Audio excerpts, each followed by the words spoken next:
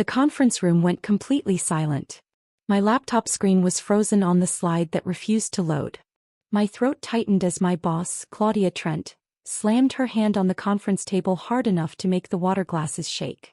2 years on this project and this is what you bring me? You're not just incompetent, Lauren.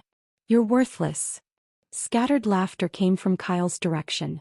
He was her golden boy, the one who'd helped me prepare the presentation files just last night. My pulse roared in my ears like a freight train. I wanted to speak up to explain that the file had worked perfectly when I tested it at midnight, but my voice broke under the weight of every single stare burning into my skin. Claudia stood up dramatically, gathering her leather portfolio and papers like I was something disgusting she needed to sweep away immediately. Pack your desk. HR will handle the termination paperwork. 2 security guards were already waiting outside the glass doors, hands clasped professionally in front of them. They'd been called before the meeting even started. This was planned. This was a setup. And I'd walked right into it like a fool. They escorted me out through the glass corridor like I was a criminal being perp-walked. My coworkers quickly looked away as I passed their desks. Some suddenly became very interested in their computer screens. Others pretended to be deeply engaged in phone conversations that clearly weren't happening. A few couldn't hide their relief that it wasn't them being marched out. I caught my reflection in the polished elevator doors as we descended. Pale face, trembling hands, eyes red and glassy with disbelief and shame that burned like acid in my chest. Worthless. That single word kept repeating in my mind, each echo sharper and more painful than the last. It carved itself into my brain like someone was etching it with a knife. That's how I lost absolutely everything I'd worked for. My name is Lauren Pierce, and that brutal moment in the conference room destroyed me. Or at least that's what I believed at the time. Because what Claudia Trent didn't know was that she'd just made the biggest, most catastrophic mistake of her entire career. What Kyle didn't realize was that his smug smirk would eventually cost him everything he'd built on lies and stolen work. 6 months before that devastating day, I was the quiet workhorse of Vorschen Analytics. We were a respected data consulting firm located in downtown Chicago, occupying 3 floors of a gleaming glass tower. My team built sophisticated predictive models and analytic systems for Fortune 500 companies across multiple industries. We were exceptionally good at what we did, and I was legitimately one of the best analysts they had on staff, even though nobody in management seemed to notice or care about my contributions. Claudia Trent ran our entire department like an absolute monarch presiding over her royal court. Everything with her was about appearances and politics. Designer suits that cost more than my monthly rent, perfectly styled hair that never moved, and calculated smiles that never reached her cold eyes. Her most trusted advisor and favorite employee was Kyle Monroe. He was charming in that slick salesman way, loud and confident, with a smile so obviously fake it should have fooled nobody. But somehow it fooled everyone who mattered. When Kyle consistently forgot important deadlines, I covered for him without complaint. When he brazenly took my analysis slides and presented them as his own original work, I stayed silent. Everything in my career shifted dramatically when Vorschen landed an absolutely massive $20 million contract with Hallidan Foods. This was supposed to be my big breakthrough moment, my chance to finally step into the spotlight. I had spent 3 intensive months developing sophisticated algorithms that cut Hallidan's logistics costs by an impressive 30%. My predictive system could identify potential delivery failures before they actually occurred, potentially saving them millions annually. The client executives were amazed by the presentation. They specifically praised the innovative approach and asked detailed technical questions that only I could answer properly. But Claudia had completely different plans that didn't include giving me any credit whatsoever. She started calling it our department's project in every meeting, carefully avoiding mentioning my name specifically. Then she officially placed Kyle as the project lead on all documentation. My name appeared absolutely nowhere on any of the official project papers or client communications. Kyle grinned at me after the leadership announcement, casually patting my shoulder like we were close friends. You'll still get to run all the technical data work, Lauren. You know, the background magic stuff that makes everything work. I forced a polite smile that felt like swallowing broken glass. I didn't feel magical at all. Late nights at the office blurred together into one endless, exhausting marathon of work. I started arriving at the Vorschen building at 7 every morning and rarely left before midnight. My small apartment became nothing more than a place to shower quickly, change clothes, and maybe grab 3 hours of restless sleep before heading back. My friends stopped inviting me to things. My sister stopped calling to check in. My entire life became that office, that project, and those ungrateful people. One night around 2 in the morning, I noticed something extremely strange in our system's access logs. Kyle had logged into my secure files at odd hours, systematically copying everything to his personal drive. When I carefully asked him about it the next afternoon, he just laughed it off dismissively. Just making backup copies, babe. Stop being so paranoid about everything. Claudia happened to overhear our conversation from her office doorway. She fixed me with that ice-cold stare and smiled without warmth. Lauren, you really need to relax and stop creating problems. Kyle is generously mentoring you. You should be grateful for his guidance. Mentoring? This man couldn't code a simple linear regression analysis without calling me every 5 minutes for help. But once again I bit my tongue hard enough to taste blood. Exactly 2 days before our crucial client presentation, Kyle insisted on personally optimizing all of my carefully prepared slides. I felt my stomach twist with instinct telling me to refuse, to maintain complete control over my own work. But Kyle activated that smooth salesman charm, flashing his perfectly white smile that probably cost thousands in dental work. Come on, Lauren, trust me on this. I've done literally hundreds of these high-stakes presentations. I know exactly what clients want to see. You'll thank me later, I promise. So against my better judgment, I let him take my files. I watched nervously as he copied everything onto his laptop, swearing he'd just polish up the formatting to make it more visually appealing, and send everything back to me for final review. He never sent anything back to me.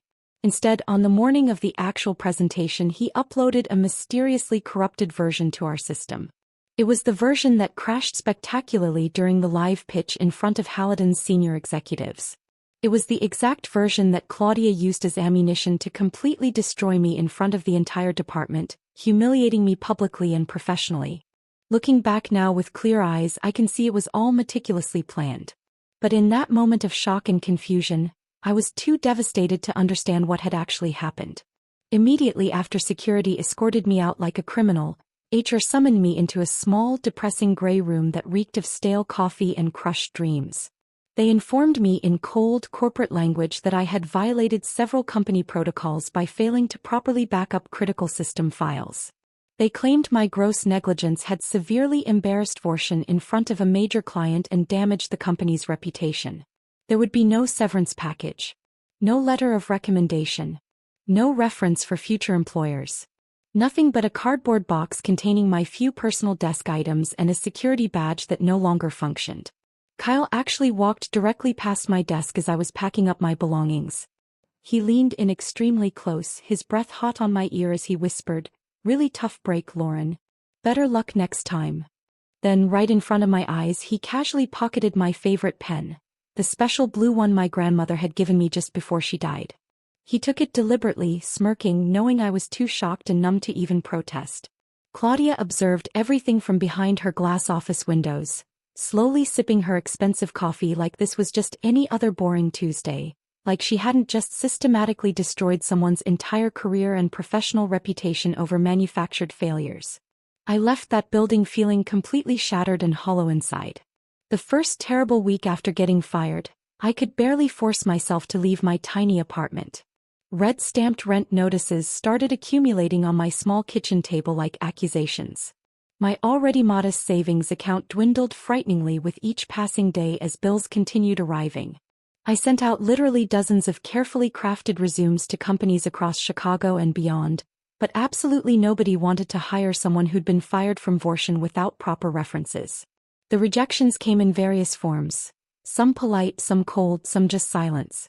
I obsessively replayed that horrible conference room meeting in my head thousands of times, analyzing every single moment, every carefully chosen word, every disgusted facial expression. Each mental replay somehow hurt worse than the previous one. Worthless. That word became both my deepest wound and my secret fuel. It kept me wide awake at night, staring at my ceiling, but it also lit something fierce inside me. A small, stubborn spark of anger that absolutely refused to die no matter how much shame tried to smother it. Deep down, I knew I wasn't worthless. My work was excellent. My code was clean. My analysis was thorough. And somehow, in some way I couldn't yet imagine, I would prove it. 3 agonizing weeks after losing my job, my phone suddenly rang with an unfamiliar number. I almost didn't answer, assuming it was another bill collector. But something made me pick up. A warm, professional voice introduced herself as Evelyn Ross, a senior recruiter working for Tytaworks Analytics. That name made my heart skip. Tytaworks was Vorsion's biggest and most successful competitor in the Chicago market. I recently came across your conference paper from 2 years ago about data-driven supply chain optimization systems, she explained enthusiastically. Your innovative approach to predictive error correction is honestly brilliant. It's legitimately years ahead of what most industry professionals are currently doing. Ahead of the curve. Nobody had ever said anything remotely like that about my work before. I'd been invisible for so long. We currently have an opening for a senior data analyst position. Would you potentially be interested in coming in for an interview? Would I be interested? I had to physically bite my lip to keep from crying with overwhelming relief. Yes, I managed to say. Absolutely yes. I started at Tytaworks Analytics the following Monday morning, walking through their modern glass doors with my head held genuinely high for the first time in months. It felt like someone had handed me a precious second chance at life. Tytaworks' entire company culture was radically different from the toxic environment at Vorsion. People actually collaborated genuinely instead of constantly competing and undermining each other. Managers actively encouraged innovative new ideas instead of stealing them and taking credit. My direct supervisor Evelyn treated me like a valued human being with thoughts and feelings instead of a disposable, replaceable resource. During my first nerve-wracking week, I found myself hesitating to share ideas during team meetings. The fear of being publicly shot down or having my work stolen was still incredibly fresh and raw. Evelyn noticed my hesitation immediately. After one particularly quiet meeting, she gently pulled me aside into her office. Lauren, I know you've been through absolute hell at your previous job. I did my research and checked your background thoroughly.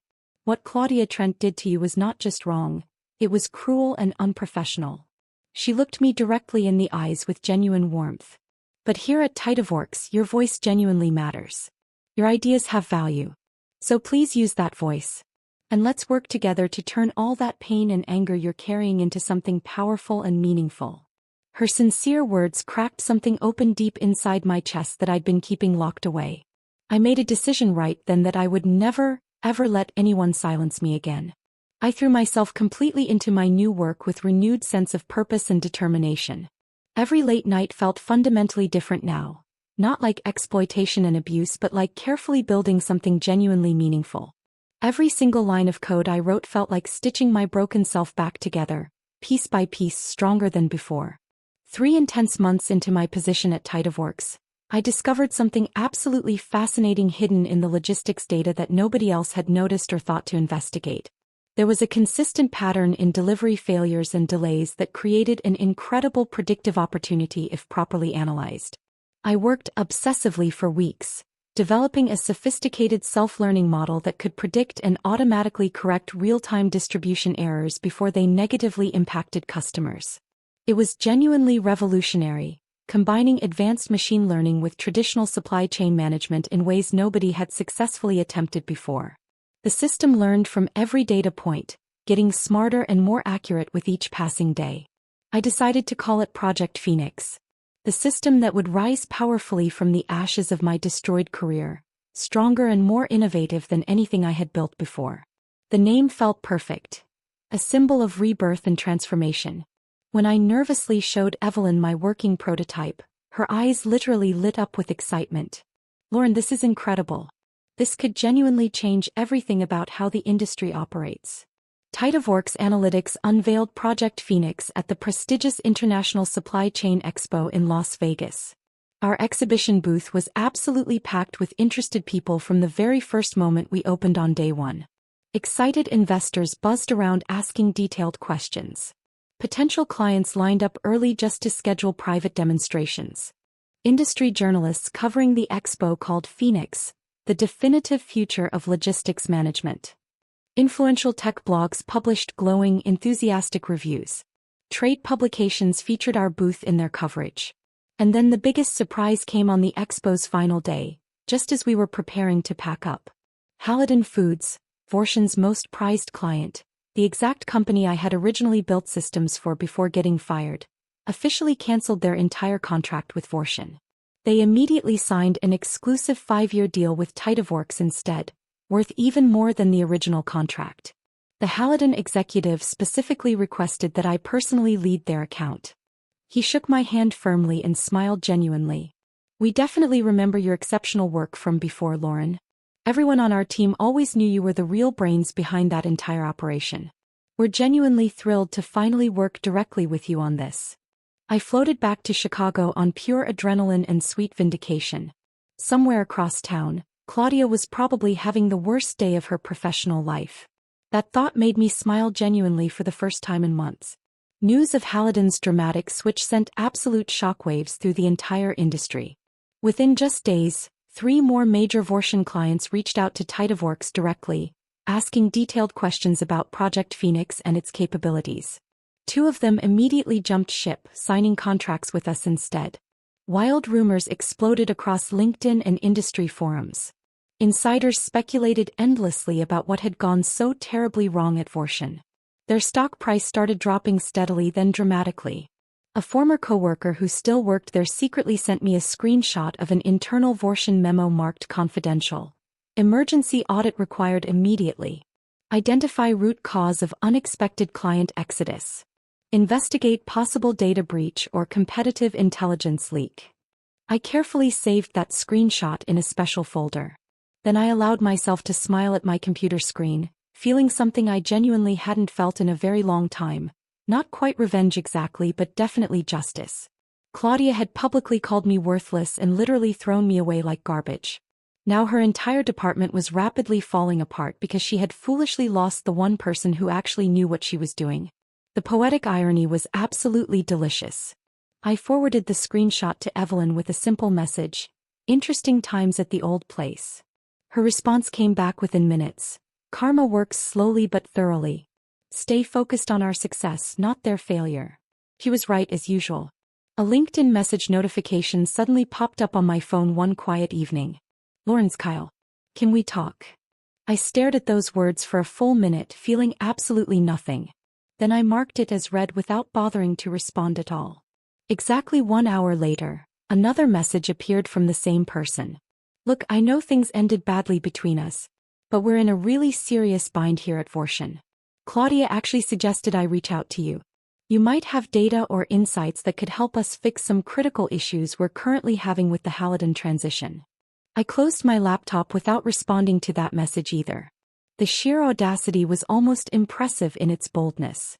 They had systematically destroyed my career, brazenly stolen my work, humiliated me publicly in front of colleagues, and now they actually wanted me to help them? They genuinely expected me to fix the problems they had directly created by getting rid of me? The entitlement was absolutely breathtaking. I took a moment to appreciate the irony, then I deleted both messages completely and blocked Kyle's account permanently. Some bridges don't just deserve to burn. They should be demolished entirely. I poured myself a glass of wine and toasted to moving forward instead of looking back at people who didn't matter anymore. The very next morning, my work email contained a message that actually made me laugh out loud at my desk. From Claudia Trent.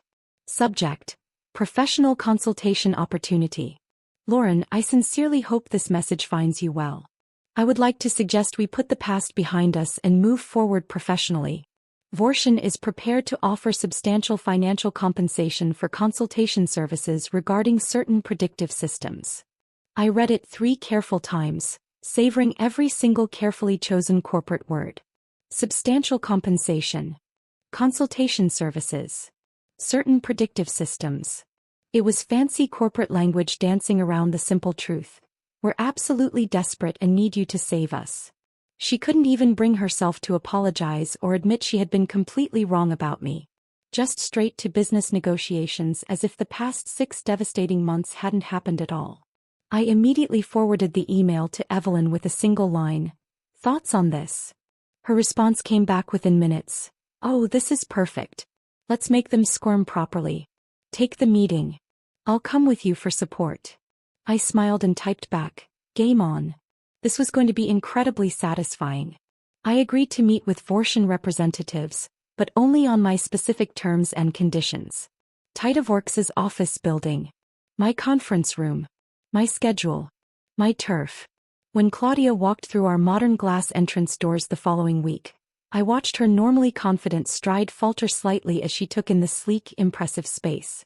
This wasn't the Claudia I remembered, perfectly composed, untouchable, intimidating. This woman looked genuinely tired and stressed. Kyle trailed behind her like a nervous puppy, fidgeting with his phone. Lauren. Claudia extended her hand with a forced smile that didn't reach her eyes. You look well. I shook her hand briefly, professionally. I am well. Thank you. Shall we get started? Evelyn sat beside me as planned, a silent but powerful show of support and solidarity. We had carefully prepared for this meeting like lawyers preparing for a major trial. Claudia sat down across from us, smoothing her expensive suit jacket repeatedly. For the first time since I had known her, she looked genuinely uncomfortable in her own skin. Good. Let her feel uncomfortable. Kyle tried desperately making awkward small talk about the weather and traffic conditions, his hands fidgeting constantly with his phone and pen. I ignored him completely, not even making eye contact. Claudia finally got straight to business, her voice crisp and overly professional. We're willing to pay for temporary access to your Phoenix system. We understand you developed it at Titaworks, so we're prepared to negotiate reasonable licensing terms. I leaned forward slightly, keeping my expression completely neutral and professional. You mean the system I developed using the exact same methodologies and approaches you publicly called worthless just 6 months ago? The temperature in the conference room dropped 10 degrees instantly. Kyle shifted uncomfortably in his leather chair. Claudia's jaw tightened almost imperceptibly, but I caught it. Let's not dwell unnecessarily on the past, she said carefully, choosing each word. We're here to discuss mutually beneficial business opportunities that could benefit everyone involved. I smiled politely but coldly. Actually, let's absolutely dwell on the past for just one moment. I want to make completely sure we're all on the same page about exactly why we're sitting here today. Claudia's eyes narrowed slightly, but she remained silent. Evelyn sat perfectly still beside me, letting me control the conversation completely. I pulled out a thick folder from my leather briefcase and deliberately slid it across the polished table. These are the official patent papers for Project Phoenix. Every algorithm, every predictive model, every single line of code is legally registered under my name and owned by Titaworks Analytics. Claudia opened the folder slowly, her face carefully blank as she scanned the official documents. If Vorschen wants access to this system, you'll need to negotiate licensing agreements through Titaworks' legal team. But here's the particularly interesting part. I paused deliberately, letting the moment breathe and the tension build naturally. I'll be sitting on the other side of the negotiating table as the lead technical consultant with full veto power over any agreements. Kyle's face went visibly pale. Claudia's hands tightened around the papers until her knuckles turned white. 6 months ago I had literally begged her for a simple reference letter. I had practically groveled just for the basic chance to explain myself and defend my reputation. Now they desperately needed my signature on their contracts. Now they needed my approval for their very survival in the market. Claudia cleared her throat uncomfortably. What would you require for licensing approval? I smiled. That depends entirely on how this negotiation proceeds. But I can promise you one thing, it won't be cheap and it won't be easy. Evelyn finally spoke up. We'll send over our standard licensing agreement. Your legal team can review it and propose modifications. Lauren will evaluate everything personally. Kyle opened his mouth then closed it. He had nothing to say. Claudia stood up stiffly. We'll be in touch. As they left, I noticed Claudia's hands were shaking slightly. Justice felt incredibly sweet. Within exactly 2 weeks of our tense meeting, major industry news broke that sent Vorschen into complete crisis mode. Their internal audit had discovered concrete evidence of data manipulation and unauthorized file access, linked directly to Kyle Monroe's employee account. The same files that had crashed spectacularly during the Hallidan presentation had been deliberately corrupted by someone with his access credentials. Kyle was immediately terminated for cause. 3 days later, Claudia was officially relieved of her duties pending further internal review. The carefully worded company press release used vague corporate language, but everyone working in the industry knew exactly what it meant. She was finished. Vorshin's stock price plummeted 23% in a single brutal trading day. Major clients started pulling contracts. Investors demanded explanations. Industry analysts published scathing reviews questioning the company's leadership and ethics. I watched it all unfold from my corner office window, feeling a strange mixture of vindication and unexpected sadness. I had never actually wanted to destroy anyone personally. I just wanted to do excellent work and be treated with basic human respect and dignity. But they had pushed me to the absolute edge, and now they were paying the full price for their own cruelty and arrogance. Sometimes karma needs a little help, but mostly it just needs time and truth. Claudia showed up unannounced at TytaWorks' lobby one afternoon without any appointment. Security immediately called my office. "There's a Claudia Trent here asking to see you urgently. She says it's personal." I seriously considered refusing outright. Part of me wanted to let her stand there indefinitely, waiting and hoping, experiencing just a fraction of the powerlessness and humiliation she had made me feel. But I was genuinely better than that, and I knew it. "I'll be right down." When I stepped off the elevator, Claudia stood alone by the floor-to-ceiling windows, looking substantially smaller than I remembered. Her previously perfect hair showed gray roots growing out. Her expensive designer suit looked wrinkled and worn. "Lauren." Her voice cracked noticeably. "Please. I made a terrible mistake. I know that now. I'm genuinely sorry." I looked at her for a long, measured moment, carefully studying the woman who had called me worthless and destroyed my career without a single second thought. I could see the desperation in her eyes, the fear, the regret that came too late. "I appreciate the apology," I said softly but firmly. "I really do. But I've moved on completely." I nodded politely to security, and they gently but firmly escorted her out. As I watched her leave, I felt something unexpected. Not triumph, not anger, just peace. TytaWorks successfully negotiated licensing deals for Project Phoenix with major companies across 3 continents. My name appeared prominently on every single patent, every press release, every industry article and case study. I did interviews for prestigious business magazines and popular tech podcasts. People started recognizing me at major conferences and industry events. And in a delicious twist of poetic irony, Vorshin Analytics became our very first major licensing client under their new management team. Desperate to stop the hemorrhaging of clients and revenue, they agreed to pay triple the standard licensing fee.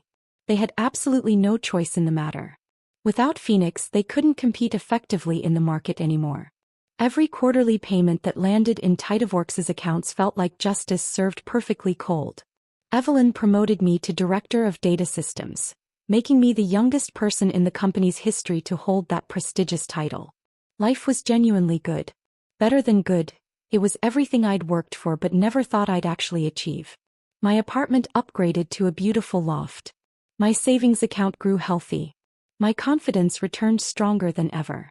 I started speaking at conferences, sharing my story and encouraging other people who'd been knocked down.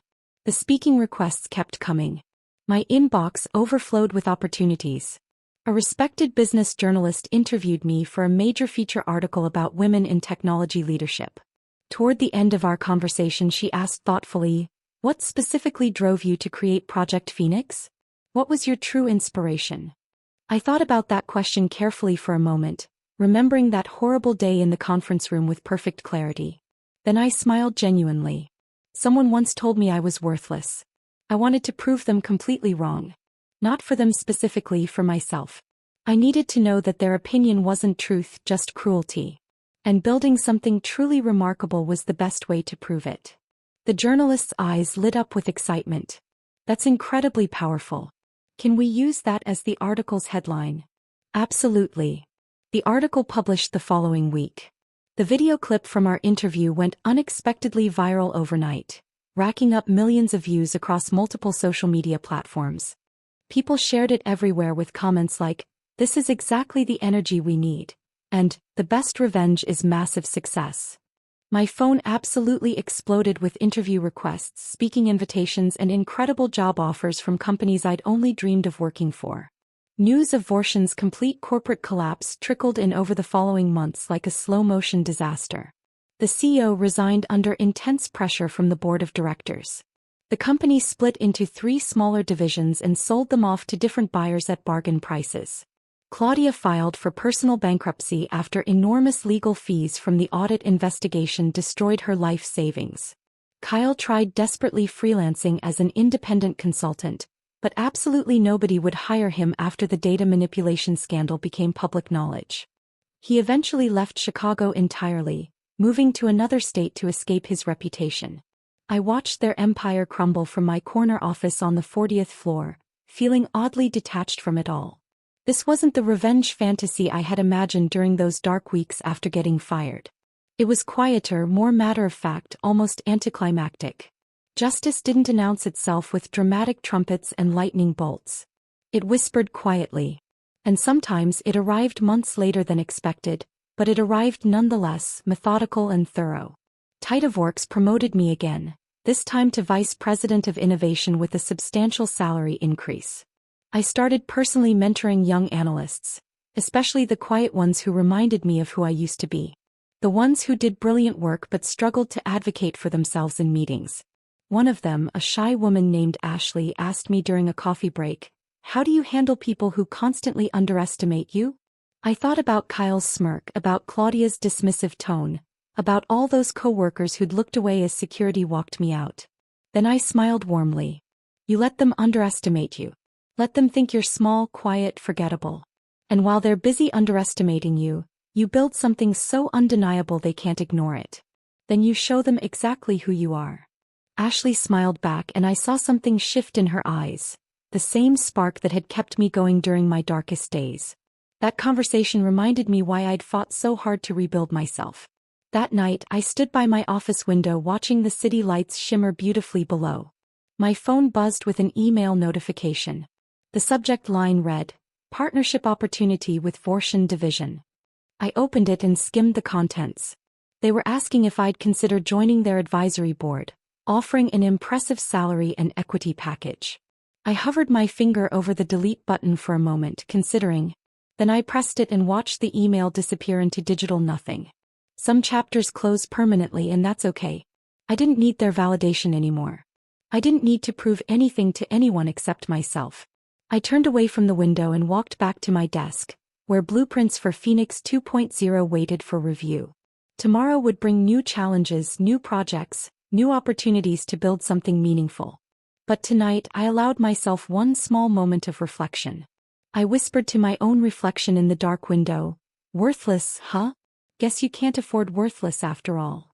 Then I smiled, gathered my things and headed home. The best revenge wasn't destroying them.